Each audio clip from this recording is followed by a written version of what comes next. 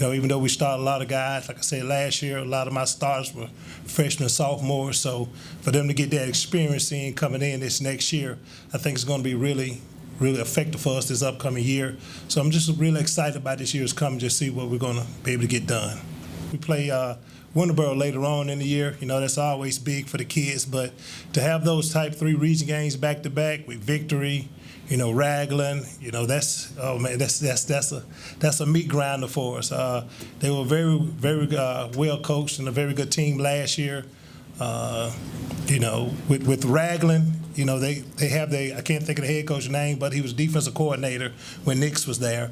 So that's somebody, from my understanding, that the kids love to have, that the community want. So I think he's going to bring that energy back that Raglan had in the past. Raglan always put a good product on the field when it comes to football. That's just a traditional football powerhouse.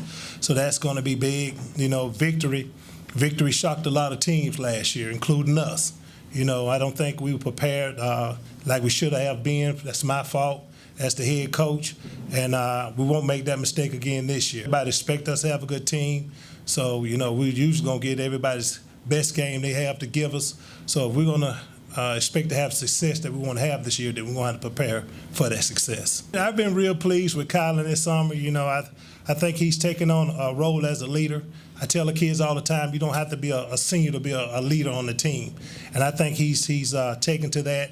He's been there pretty much every day this summer, riding the younger kids when it comes time to work out, first one finished running, first one to finish his sets. So I've been real pleased with Kylan. I think Kylan's finally starting to realize his potential that God blessed him with, to have opportunity to maybe even play on the next level if he continue to work hard. I was excited, but I had thought about it. I just got to keep working. This is on my first offer. I just got to keep working at it and get more, and just God keep blessing me with it. And keep my head in the book, stay focused in school, and I just hope God gives me more offers. It's a battle right now.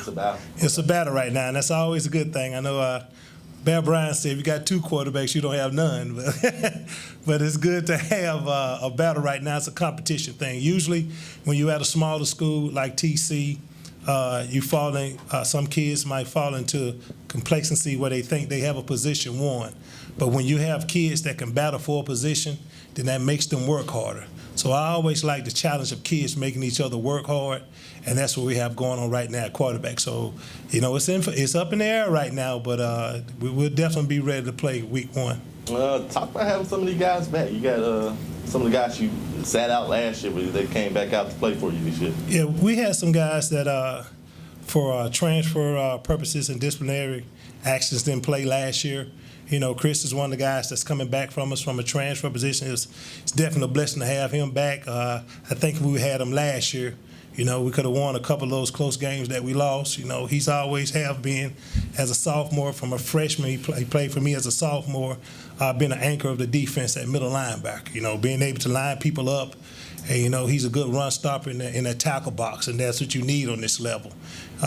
With 1A, if you can stop the run 9 times out of 10, you're going to win the game. That's usually on any level, but it's especially true for 1A.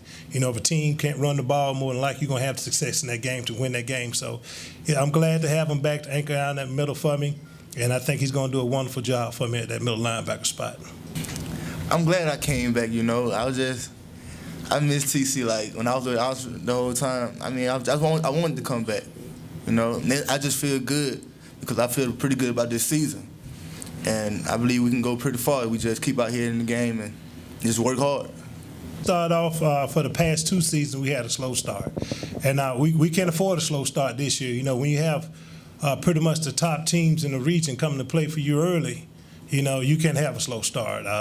We end up finishing 4-1. The latter part of last year. But like I said, we can't afford that slow start this year. We're going to start off a little faster.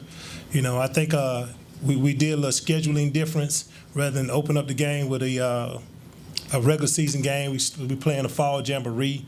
I think that'll help, work out some kinks that we might have offensively and defensively. I think that's going to play a big part in it. But, we're definitely playing some teams in the top part of that schedule that we can't afford a slow start on. If we have a slow start this time, we're going to find ourselves missing the playoffs. So we cannot afford to have a slow start, and we definitely need to get back on track early. Well, that's definitely true. Our region, like Coach Beckett said, is already tough. When you got the Winterboro, you got Raglan, you got the newcomers, Victory Christian. You just got a bunch of teams that's ready to play football. Donahoe, they're never, like I said last year, they might not have the athleticism as other teams, but they definitely going to be prepared to play week in and week out. They're a very disciplined team, and that can hurt you because they don't make a lot of mistakes. But moving down south, you better be ready to play football. That's for sure. When we got the teams down south like Maplesville and Sweetwater that move back down to 1A. You got Georgiana, you got Linden, you got the list goes on and on and on for the teams down south. So we're definitely going to have to be ready to play football because with that South thing, I understand. I've seen those teams on tape already, a couple of those teams on tape, and I understand why for the past few years the state champion in 1A has come from the South. There's some very good teams down there, and there's going to be some very good teams this year. And we have the capability to be one of them, but, when I was watching those teams on tape, they're very disciplined. They're very disciplined along with having good players, and they're being prepared to win.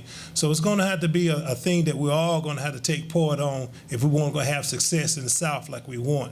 They're going to have to be coached up. They're going to have to be prepared well. The kids are going to have to work hard, and they're going to have to put in the dedication to be the football team they're capable of being. You're not going to have any easy wins in the South.